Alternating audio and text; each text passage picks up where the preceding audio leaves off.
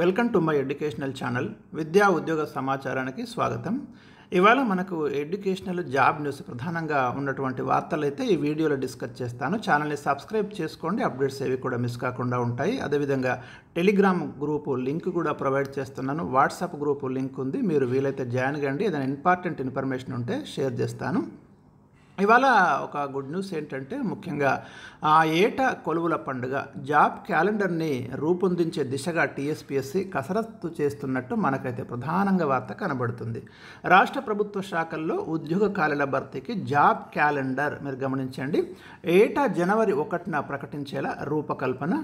నమూనా job క్యాలెండర్ను రూపొందిస్తున్న TSPSC draft క్యాలెండర్ని ప్రభుత్వానికి సమర్పించాలని యోచన. ప్రభుత్వం ఆమోదిస్తే ఆ దిశగా క్యాలెండర్ విడుదలకు సిద్ధం.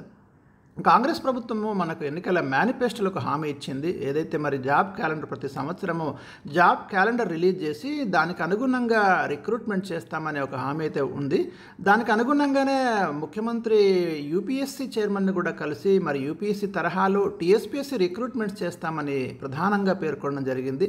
కాబట్టి టీఎస్పీఎస్సీ అయితే ఇప్పుడు జాబ్ క్యాలెండర్ను మరి రూపొందించే పనిలో ఉంది. డ్రాఫ్ట్ క్యాలెండర్ను తయారు చేసి గవర్నమెంట్కి సమర్పించి ఒకవేళ రాష్ట్ర ప్రభుత్వం ఆమోదిస్తే మరి ఆ జాబ్ క్యాలెండర్ రిలీజ్ చేయడానికి అయితే టీఎస్పీఎస్సీ ప్రయత్నాలు చేస్తున్నట్టు మనకు ప్రధానంగా ఇక్కడ అర్థమవుతుంది. జాబ్ క్యాలెండర్ పైన రాష్ట్ర ప్రభుత్వం దృష్టి పెట్టింది. ఉద్యోగార్థులకు ఇది ఎంతో ఉపయుక్తంగా ఉంటుందని కూడా ప్రభుత్వం భావిస్తుంది. కాబట్టి ఈ క్రమంలో టీఎస్పీఎస్సీ ఒక నమూనా జాబ్ క్యాలెండర్ తయారీకైతే కసరత్తు చేపట్టింది. రాష్ట్రంలోని ప్రభుత్వ శాఖల్లో ఏ కేటగిరీల్లో ఉద్యోగ ఖాళీలు ఏర్పడతాయి, వాటి భర్తీకి ఏ సమయంలో మనం ప్రకటనలు నోటిఫికేషన్లు ఇవ్వచ్చు, ఆ అర్హత పరీక్షల నిర్వహణ తదితర పూర్తి స్థాయి సమాచారంతో జాబ్ క్యాలెండర్ రూపొందించాలని టీఎస్పీఎస్సీ అయితే భావిస్తుంది. ఇప్పటికే ప్రభుత్వ శాఖల నుంచి సమాచారాన్ని సేకరించిన టీఎస్పీఎస్సీ డ్రాఫ్ట్ జాబ్ క్యాలెండర్ను రాష్ట్ర ప్రభుత్వానికి సమర్పించి ఆమోదం పొందడానికి కసరత్తు వేగవంతం చేసింది. ఇది ఒక మంచి వార్త అని మనం చెప్పుకోవచ్చు. ఎందుకంటే ఏ నోటిఫికేషన్ ఎప్పుడు వస్తుందో తెలియని పరిస్థితి ఉంది నిరుద్యోగులకు. మరి ప్రిపరేషన్ చేయాలా వద్దా, కోచింగ్ వెళ్ళాలా వద్దా, రకరకాలైన సందేహాలు ఉన్నాయి. ఒకవేళ జాబ్ క్యాలెండర్ కనుక వస్తే వాళ్ళు ప్లాన్ చేసుకోవడానికి అయితే వీలవుతుంది. ఒక గుడ్ డిసిజన్ అయితే తీసుకుంటుంది టీఎస్పీఎస్సీ, అభినందించదగ్గ విషయమే. ప్రస్తుతం అయితే మరి రాష్ట్రంలో 4 రిక్రూట్మెంట్ బోర్డ్స్ మనకు ప్రధానంగా కనిపిస్తున్నాయి. ఒకటి టీఎస్పీఎస్సీ ఉంది, తర్వాత గురుకుల విద్యా సంస్థల నియామకాల బోర్డు ఉంది, తర్వాత తెలంగాణ రాష్ట్ర స్థాయి పోలీస్ రిక్రూట్మెంట్ బోర్డు ఉంది, Telangana state medical services recruitment board ఉంది, ఇంకా డిఎస్సి అనే డిస్ట్రిక్ట్ సెలక్షన్ కమిషన్.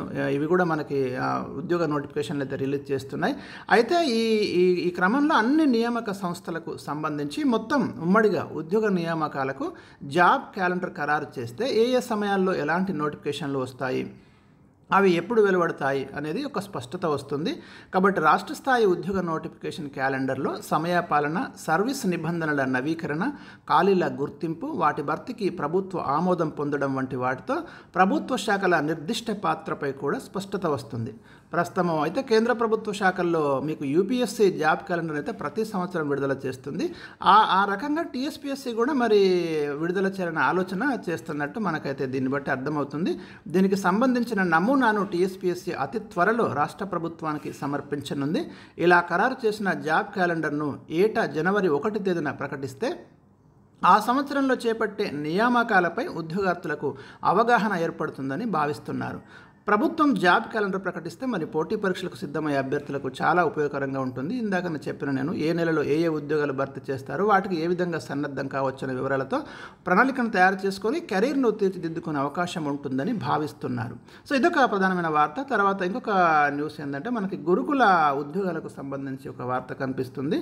కొలువు తీరేది కొత్త విద్యా సంవత్సరంలోనే అని. ఎందుకంటే రీసెంట్గా వీళ్ళకైతే మరి అపాయింట్మెంట్ లెటర్స్ అయితే ఇవ్వడం, అంటే నియామక పత్రాలు అయితే ఇవ్వడం జరిగింది. గురుకులాలో ఎంపికైనటువంటి డిఎల్ కావచ్చు, జేఎల్ కావచ్చు, పీజీటీ, టీజీటీ. కానీ పోస్టింగ్స్ అనేవి కొంత లేట్ అయ్యేటట్టు ఉన్నాయి. ఎందుకంటే మరి ఇప్పుడు ఇమ్మీడియట్గా లోక్సభ ఎన్నికల షెడ్యూల్ రాబోతుంది.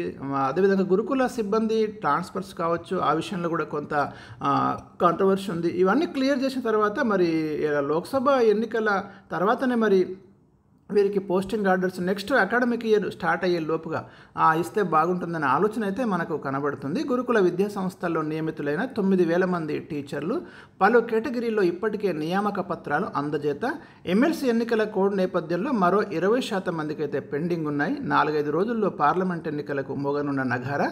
దీంతో లోక్సభ ఎన్నికల తర్వాతే పూర్తిగా నియామక పత్రాల పంపిణీ, ఆ తర్వాత వెబ్ కౌన్సిలింగ్ నిర్వహణ, పోస్టింగులు అంటూ ప్రధానంగా మనకి ఇక్కడ వార్త కనబడుతుంది. సో ఎవరైతే మరి గురుకుల రిక్రూట్మెంట్లో సెలెక్ట్ అయ్యి ఎంపికైనారో వారు మరి కొంతకాలం అయితే ఆగ తప్పదు. ఎలాగో ఉద్యోగం వచ్చింది కాబట్టి కొంత టైం పట్టినా పర్వాలేదు, జీవితంలో సెటిల్ అయ్యామనే ఆనందం అయితే మీకు ఉంది.